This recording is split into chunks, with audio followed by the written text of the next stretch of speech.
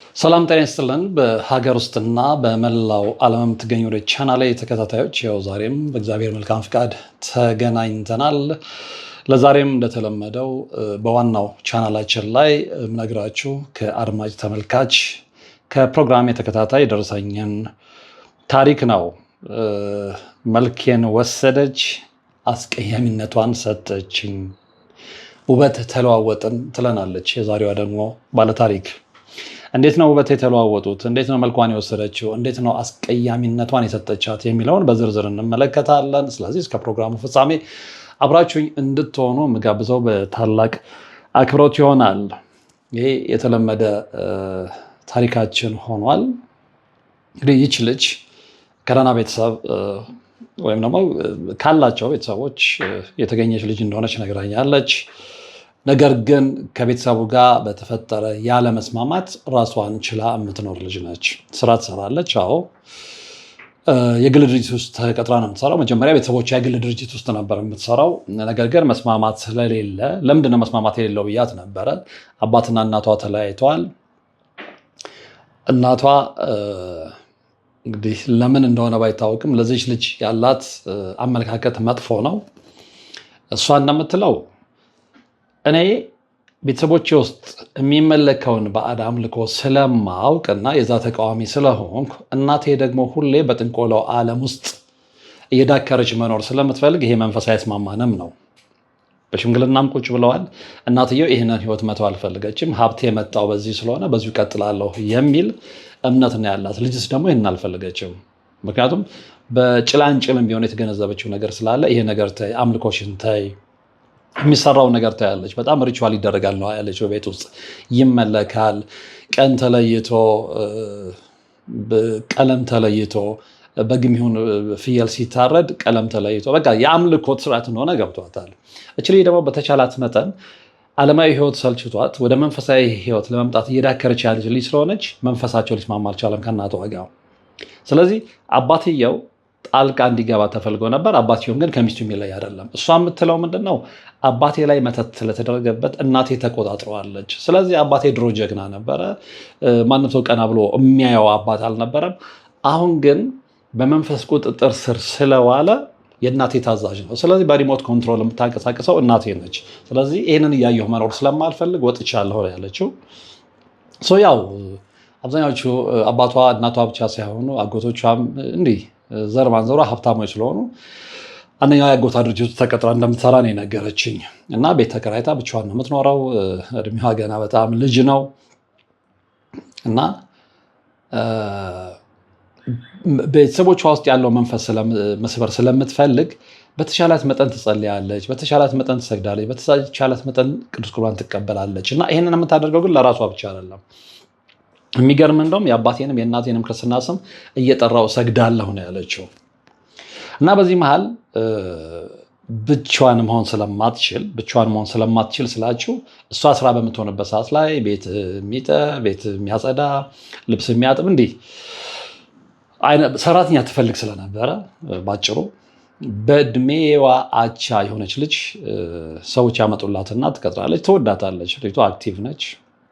ከገጠር የመጣች ልጅም ብትሆን የምትባለውን ቶሎ የምትሰማ ልጅ ነች። ያው አልፎ አልፎ የገጠር የለመደችው ነገር ባይለቃትም ቀስ ብዬ አስለምዳታለሁ፣ አስተምራታለሁ ብላ ነው የያዘቻት እና አብሮ መኖር ጀመሩ። ወደደቻት።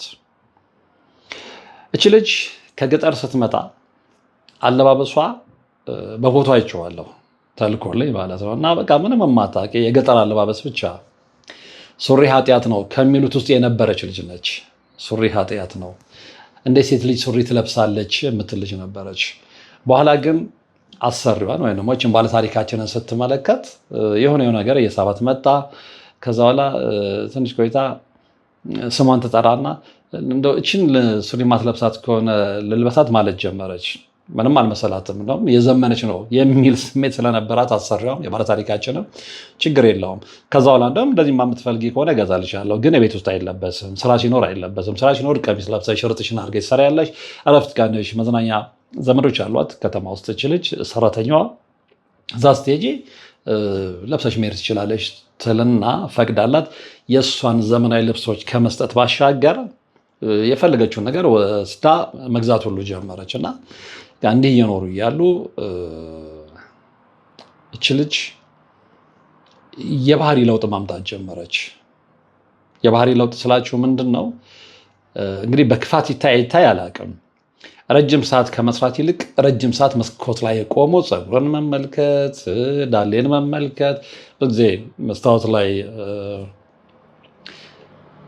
ጊዜ የሚያጠፉ ሴቶች በአእምሯችሁ ሳሏቸው። አንዴ ፀጉራቸውን ሲሉ፣ አንዴ ሲኳሉ፣ አንዴ ምናምን እንደዛ እና ለነገሩ አሁን ወንዱ ብሷል መሰለኝ እና እችል ያን ነገር ስትጀምር አንቺ ምንድነው አታጋግጪ አልልሽም፣ ግን በስራ ቀን እንደዚህ ልክ ውጪ ድግስ እንዳለበት ሰው እንዲህ መሆን ለምን ፈለግሽ ትላታለች። ከዛ የምትሰጠው ምክንያት ኤኒዌይ አሳማኝ አይደለም። አይ በቃ አንቺን ስመለከት ራስ መጠበቅ ለካ እንደዚህ ያሳምራል የሚል ስሜት ስላደረብኝ ምናምን የሚል መልስ ትሰጠኛለች ነው ያለችውና እያለ ሲሄድ እችን ልጅ ያገናኘቻትና ያመጣቻት ልጅ እችን ልጅ ታውቃታለች። ቤተሰቦቿ ድርጅት ውስጥ በጽዳት ሰራተኝነት የምታገለግል ነች። ከቤተሰቦቿ ተለይታ ወጥታለች ብያቸዋለሁ። የቤተሰቦቿ ድርጅት ስቲል ነው ያው ረን እያደረገ ነው እና እዛ ጽዳት የምትሰራ ልጅ ያው በፊትም ጀምሮ ስለሚተዋወቁ ብቻዋን መሆኗን ስታቅ ጠይቃት ነበር። እንዲህ ሰው ፈልጌ ነበር ያመጣልሻለሁ የሀገሬ ልጅ ብላ ነው ያመጣችላት እና ሞር ያን ነገር ከመተው ይልቅ እየጨመረች ትመጣለች። እሷ በሌለችበት ሰዓት ላይ እሷን ሳታስፈቅድ የእሷ ልብሶች መልበስ ትጀምራለች። አንቺ ምን ሆነች ነው? እኔ የምትፈልጊውን እየገዛሁልሽ ነው። በዛ ላይ የራሴን ልብሶች እኔ ፍቃደኛ ሆኜ የማንኩባቸው ልብሶች እየሰጠሁሽ ነው። እኔ ሳልኖር እኔ የምለብሳቸው ልብሶች ለምንድን ነው መልበስ የምትጀምሪው? አይ ደስ ብሎኝ እንዲህ አይነት ነገር ማለት ነው። ልጅ እንዳትላት በእሷ እድሜ እኩያ ነች። ጅል እንዳትላት ደግሞ ሁሉን ነገር ጠንቅቃ የምታውቅ ልጅ ነች እና ግራ መጋባት ትጀምራለች። ለካ እች ልጅ ስራ በምትውልበት ሰዓት ላይ ከዛ ከጽዳት ሰራተኛዋ ጋር እየተነጋገሩ የዚች ልጅ የሆነውን ነገር ሁሉ መውሰድ እንደሚቻል ስለሚያምኑ ያችኛው ኤክስፒሪያንስ ስላላት በእድሜም ትልቅ ስለሆነች የመጣችበትን ቦታ ደግሞ በዛ ነገር ወይም በዚህ አይነት አሰራር የተካነ ስለሆነ ይነጋገራሉ።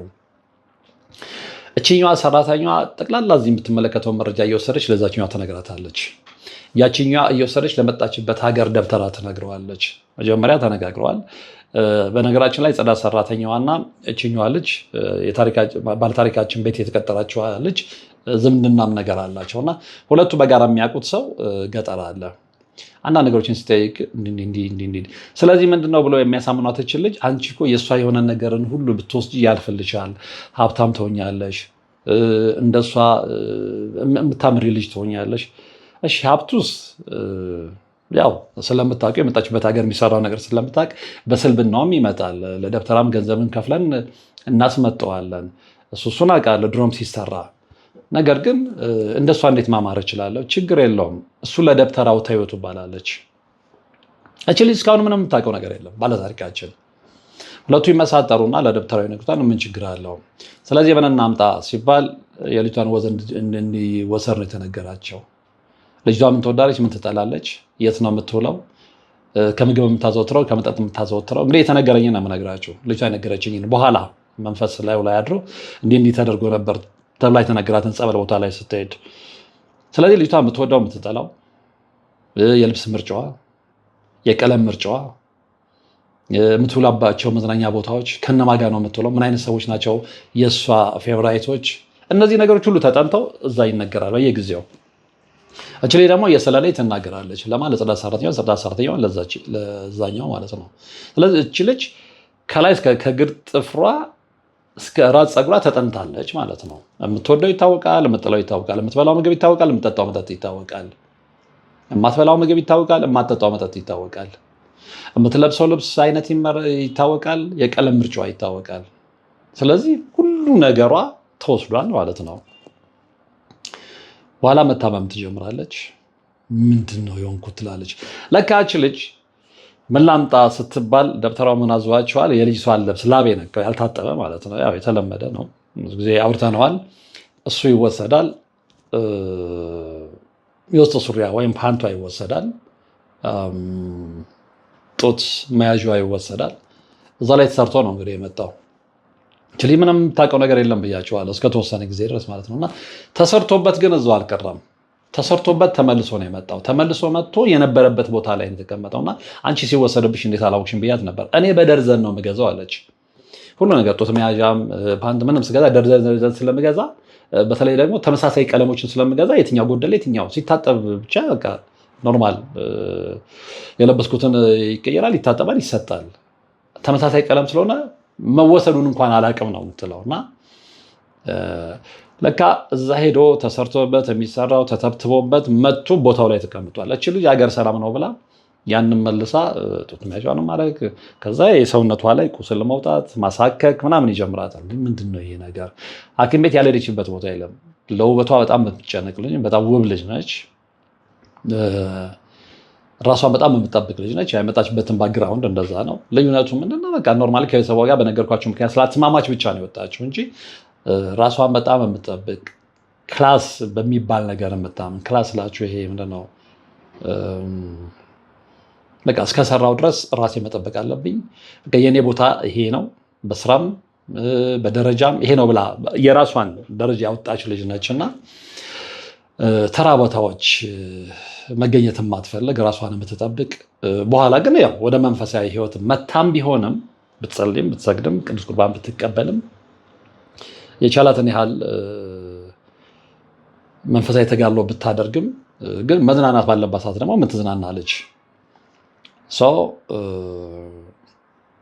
ከዛ በኋላ እዚህ ሰውነቴ ላይ የሆነ የሚያሳክክ ነገር ምንድን ነው ነገር ብዬ መመራመር ጀመርኩ አለች። ምንም ሊመጣለት አልቻለም። ያልሄደችበት የቆዳ ስፔሻሊስት የለም፣ ግን ምንም ሊያገኙላት አልቻሉም። የሚያዙላት ምንድነው? ኢንተመንቶች ናቸው፣ የሚቀቡ ነገሮችን። ይሄን ተቀቢ፣ ይሄን ተቀቢ። ጭራሽ እንትን ይላል። ጊዜው የከሰመ ይመስላል፣ ተመልሶ ደግሞ ይመጣልና ግራ ይጋባታል። ከዛ ውጭ ግን እንደገና ይሄ ቆዳ ላይ ከሚታየው ውጭ ሌሎች ህመሞችን በተጓዳኝ መምጣት ጀመሩ። ብቻዋን ሆና መሸበር፣ ብቻዋን ሆና መፍራት፣ ያለ ወትሯ ማለት ነው። ሰው መጥላት፣ ስራዋን መጥላት፣ በጣም ተቀርባቸው የነበሩ ሰዎችን መሸሽ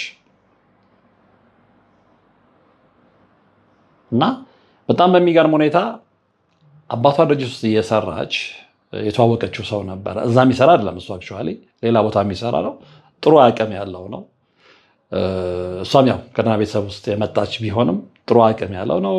አስፈላጊ በሆነበት ሰዓት ላይ የምትፈልገው ነገር የሚያደርግላትን እንዲህ አይነት ሰው ማለት ነውና ከእሱም ጋር በፍቅር እየኖሩ ያሉ በደንብ ተስማምተው ነበር የሚኖሩት። እንደውም የሆነ ቦታ ላይ እሷ አትስራበት ቀጥራ ታስራበት እንጂ ቦቲክ ከፍቶላታል። የሴቶች ቦቲክ ማለት ነው። እዛ ቦቲክ ውስጥ ግን ልብስ ብቻ አይደለም የሚሸጠው፣ ልብስ እንደገና ሽቶች፣ የኮስሞ እቃዎች እንደዛ መሸጫ ጥሩ በደንብ በቃ ገበያ ያለው ማለት ነው። እሱን ከፍቶላታል። ልጅ በወቅቱ መኪና ነበራት። ሱቋ ጥሩ ገቢ ያስገባል። ታማኝ ሰራተኛ ነው የቀጠረችው። በኋላ ግን ምንድን ነው የሆነው? ከዚህ ልጅ ጋር በማይረባ ምክንያት ተጣሉ። ምንድን ነው ብያት ነበረ። አሁን ይሄ ነው ልልህ አልችልም። በቃ የማይሆን ነገር ተመላለስን፣ ተለያየን። አሁን እነሱ ያልገባቸው ምንድነው እየተደረገ ያለው ነገር እነሱ ላይ እየሰራ ነው። ከፍቅረኛዋ መለየት፣ ቀጥራ የምታሰራውን ቦቲክስ ማዘጋት፣ ሰውነቷ ላይ እንደነገርኳችሁ ጭንቅላቷን የሚጎዳ ነገር እንዲሆን ታስቦ ቁስል እንደዚህ አይነት ነገሮች ሁሉ የተደረገባት ልጅ ነች እና የቆየች ጊዜ በጣም መደንገጥ ትጀምራለች። ከፍቅረኛዋ ተለያየች። ያ ቦቲክ የተወሰነ ጊዜ ይሰራ ነበረ። ኪሳራ ደረሰበት። እንኳን እንደ ቀድሞ ገቢ ሊያመጣ ይቀርና እዛ ተቀጥረው የሚሰሩ 2 ሴቶችን ደሞዝ እንኳን መክፈል አልቻለም። ስለዚህ ከአቅማ በላይ ሲሆንባት ዘጋቸው እና የበለጠ ግራ እየገባት መጣ። እንዴ ምንድን ነው? ኦፍኮርስ የቀረላት ምንድነው? እሷ ሄዳ የምትሰራበት መስሪያ ቤት ትሰራለች፣ ግን እንደ በፊቱ አይደለችም። ስራውም እያስጠላት ነው የምትሰራው። የሚቀርቧት ሁሉ ፊታቸውን አዝረውባታል። እሷም ደግሞ አንዳንድ የሚቀርቧትን መሸሽ ጀምራለች እና ህይወት በጣም ጥቁር ጎኗን እያሳየች መምጣት ጀመረች ማለት ነው። እሷ የለመደችው ይህን አይደለም። ስራዋን ትሰራለች፣ ጥሩ ገቢ ታገኛለች፣ ከፍቅረኛዋ ጋር ኢንጆይ ታደርጋለች። ግን እንደዛም ሆኖ መንፈሳዊ ህይወቷም ላይ ደግሞ የተቻላትን ያህል የምትበረታ ልጅ ነች። ከቤተሰቦቿ የሚያለያየት ያ ነው ነግሬያችኋለሁ። በኋላ በጣም በሚገርም ሁኔታ ያችኛዋ ልጅ ሰራተኛዋ ስቲል ነው እሷ ጋር ነች። መልኳ እየተቀየረ ያ የባላገር ወዟ እየጠፋ የከተማ መልክ የባላገርና የከተማ መልክ ይለያል። በነገራችን ላይ ያንን እያያዘ እናችን ልጅ የሆነ ሰዓት ላይ ነው ልብ ያለችው። እንዴ ምንድን ነው አለባበሷ፣ ቅርጿ የተሳከለ መጣ እና ኮምፕሊትሊ እችን ልጅ ባለታሪካችንን እየመሰለች መጣች። እና እሷ አይደለችም ሊያውም ልብ ያለችው አጠገቧ ያሉ ጎረቤቶቿ ናቸው። አንቺ እቺ ልጅ ጭራሽ ምን እህትሽ እየመሰለች መጣች ሲሏት ነው የባነነችው። እውነትም ልብ ብላ ስትመልከት እቺ ልጅ በነገራችን ላይ እንትን ነው ስሊም ነች፣ ቀጭን ነች፣ የሚያምር ቅጥነት ያላት ረጅም ነች፣ ፀጉሯ የወረደ። ያቺ ልጅ መጀመሪያ እንዴት ብዬ ልንገራችሁ፣ ጡቷ በጣም ትልቅ የነበረ ሰውነቷ ያልተመጣጠነ ውፍረት የነበረበት ምናምን እና ሱሪም ስትለብስ የማያምርበት ሰው የለም። ወፍራም ወይ እግሩ ቀጭን እንደዛ አይነት። እቺ ልጅ ገና በጣም በሚገርም ሁኔታ የዛችኛዋን እየመሰለች መጣች፣ እስሊም እየሆነች መጣች። የጡቷ መጠን እንግዲህ እግዚአብሔር ይወቅ በምን መልኩ እንትን እንዳለ እና ልክ የዛችኛዋን ውበት እየመሰለ መምጣት ጀመረ። እሱም ብቻም አይደለም፣ እሷ ያችን እየመሰለች ስትመጣ እችኛዋ ደግሞ ኮምፕሊ ከውበቷ ነው የወጣችው። እነዛ ቆንጆ የነበረች ልጅ ሌላ ሰው ማለት ነው። ሌላ ሰው አይታችሁት በቁንጅናና በአስቀያሚነት መካከል ያለው ውበት ታውቃላችሁ። መግለጽ ስለሚከብደኝ ነው። እንደዚህ አይነት ውበት ሁለት ቦታ ነው 3 ቦታ ላይ ያጋጥሞኛል። አንደኛው ከዚህ በፊት አንስቼላችኋለሁ። አንድ ቦታ ላይ ዝክር ተጠርቼ ሄጄ ዝክር የጠራኝ ሰውዬ ባለቤት ፎቶዋንና እሷን ሳስተያየው ታሪኩን ያስታውሳችሁ ሰዎች ታስታውሳላችሁና ሌላ ማንነት ማለት ነው። ሌላ ማንነት በጣም ቆንጆ የነበረች ልጅ አሁን ግን በቃ ወደ ሌላ ማንነት እየተቀየረች አንድ እሱን አስታውሳለሁ። አንድ ደግሞ ፐርሰናል ያገኘ ብላ ፐርሰናል ያገኝቻት ሰፈር አካባቢ ቁጭ ብዬ የረጅም ሰዓት ያወራኋት ልጅ እንዲህ እያየኋት ሁለት ውበት ነው የሚታየኝ። አንዳንዴ እንደዚህ በቃ በተመስጦ ስለደረሰባት ነገር እያችን ዝም ብዬ እያየኋት የሆነ ውበት ይታየኛል። ነው እንግዲህ እንዴት እንደማሳምናቸው አላውቅም። የሆነ ሰዓት ላይ ደግሞ ይቀየርና የወጣት አሮጊት ታውቃላችሁ? የወጣት አሮጊት እሷም ነግራኛለች። መልኬ ይቀያየራል ያለች እች ልጅ በትክክለኛው በተፈጥሯዊ ማንነቷ ውብ ነች። ነገር ግን መንፈስ ከተላከባት ጊዜ ጀምሮ የስፒሪቹዋል አታክ ሰለባ ከሆነች ጊዜ ጀምሮ ግን መልኳን እንደሚቀያየር ነው የነገረችኝ። ቁጭ ብዬ የሚያየው ያንን ነው። እና አንዳንድ አያትና ምን አይነት መልክ ነው እንደዚህ አይነት መልክ ለመግለጽም አስቸጋሪ ነው። ፕላስ ደግሞ ይኖራል ተብሎ የሚገመትም አይደለም። ነገር ግን መንፈሳዊ አሰራር ሲገባችሁ ይገባችኋል። እዚህም ልጅ ላይ ባለታሪካችን ላይ አፕን ያደረገው ነገር ይሄ ነው። ስለዚህ እሷ መልክ እየተቀየረ ቅላቷ ወደ ጠይምነትም አትሉም። ይሄ ያሻሮ ምንድነው እናቶች አሻሮ ሲቆሉ የሚኖረው ጥቁረት የለም እሱን እየመሰለ የፊቷ ቅርጽ የከንፈሯ ቅርጽ እየተቀየረ ፀጉሯ እየረገፈ ነው የመጣው። ኢቨን የሰውነቷ ቅርጽ ሁሉ ሰውነቷ ሁሉ ያኔ ስሊምን ቀጭለች ብያቸዋለሁ። አሁን ግን ይሄ የሚያስጠላ ስኬለትንነት የለም። እንደዚያ ምን እየሆነ ነው ያለችው። ምን እየሆነ ነው? እኔ እንዲህ እየሆንኩኝ እኔ አመድ እየመሰልኩ ሲሄድ እቺ ልጅ ደግሞ የኔን መልክ እየመሰለች መምጣቷ ምንድን ነው? በኋላ አካባቢ ከእኔም ጋር በነገራችን ላይ ያስተዋወቀን እሱ ነው። የሚለቀቁ መርሃ ግብሮችን ስታይ መልክ እንደሚወሰድ ትሰማለች። እኔ መርሃ ግብር ላይ እንዳየች ነው የነገረችኝ። አክቹዋሊ ያን ስታይ ይሄ ነገር ሪሊ ከዛ ደጋግማ መመልከት ጀመረች። ከዛ የሌሎችን መምህራኖችንም ትምህርት ስትከታተል ገባት። ውበት እንደሚወሰድ፣ ለዛ እንደሚወሰድ፣ ግርማ ሞገስ እንደሚወሰድ በደንብ ገባት። ስለዚህ ማድረግ ያለባት ምንድነው? የሆነ ነገር እሷ ላይ ተሰርቷል። ያንን ነገር ደግሞ አጋልጣ የምትሰጣት ሁሌም የምትተማመንባት ኪዳነ ምሕረት እንደሆነ ስለገባት ቀጥታ ወደ ጸበል ሄደችው። ላለቃዋ ነግራ ስራውም እያስጠላት ነበረ። የዓመት ፍቃዴን ፈልጋለሁ የታመምኩ ነው አለች። ችግር የለም ሂጂ አላት። ልጅቷ በሰላሙ ጊዜ ማትለግም ልጅ ጎበዝ ልጅ ስለሆነች ምንም አላንገራገረም። አለቃዋ ሂጂ አላት። ሄደች። ቀጥታ ሰሚነች ኪዳነ ምሕረት ነው ሄደችው። እውነትም ሰሚነሽ ሄደች። መልሱን እዛውን ያገኘችው ቁጭ ብላ 1 ወር ከምናምን እየተጠመቀች እየጸለየች እየሰገደች እዛ ቆየች። ጨርሻ ላይ ተጋለጠላት። የተጋለጠው ምንድነው? አሁን የነገርኳችሁ ታሪክ ነው የሆነው። ሰራተኛው ነው የገባችው ከጽዳት ሰራተኛዋ ጋር አባቷ ልጅ ከምትሰራው ጋር የሰሩባት ነገር ጠቅላላ ከዛ ደብተር አግኝተው እንዴት የእሷን ውስጥ ልብስ፣ ፓንት፣ ጡት መያዣ እንዴት እንደወሰዱ ዛሬ እንዴት እንዳሰሩ አምጥታ ሳይታወቅባት እንዴት እንዳስቀመጠች ምክንያቷ ደግሞ ምን እንደሆነ ሁሉ ማለት ነው ተነግሯታል። አትወሱሳለች። በቃ አንቺ እነዚህ እኮ ብታደርጊ በጣም ቆንጆ ትሆኛለሽ፣ ሀብታም ትሆኛለሽ፣ የእሷን ውበት ትይዣለሽ ተብሏ ተነግሯታል። ቅድም እንደነገርኳቸው እና ይሄ ሁሉ የተጋለጠው የት ነው? ሰሚነሽ ኪዳነ ምህረት። ከዛ ላይ ሴት ሰው አላምንም ነው ያለችው። አውቶማቲካሊ እቺ ልጅ አውጥታ ነው ያባረረቻት። ነገር ግን ታድሶ እንደሚላክባት ስለምታውቅ ያንን ደግሞ ለማክሸፍ ስትል ዘብር ሄዳ እንደነበር ነግራኛለች። ቡኤ የሚገኘው ክርስቶስ ሰምራም ሄዳ እንደነበረ ነግራኛለች። ኮርስ እየታገለች ነው እስከ መቼ? እስካሁን ይህን ታሪክ እየነገርኳችሁ እስካለሁበት ሰዓት ድረስ ማለት ነው። ሰዎች ከማን ጋር ነው የምትኖሩት? ከማን ጋር ነው የምንኖረው?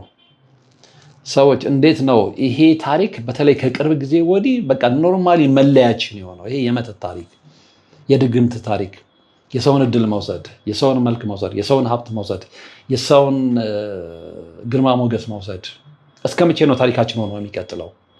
በተለይ ከቅርብ ጊዜ ወዲህ በጣም ሰፍቷል፣ በጣም በዝቷል። ሌላ ምንም አማራጭ የለም። ልንገራቸው፣ ደጋግሜ ብያለሁ። እንደውም ደጋግማችሁ የምትሉት ነገር ሰውንም ሊያሰለች ይችላል።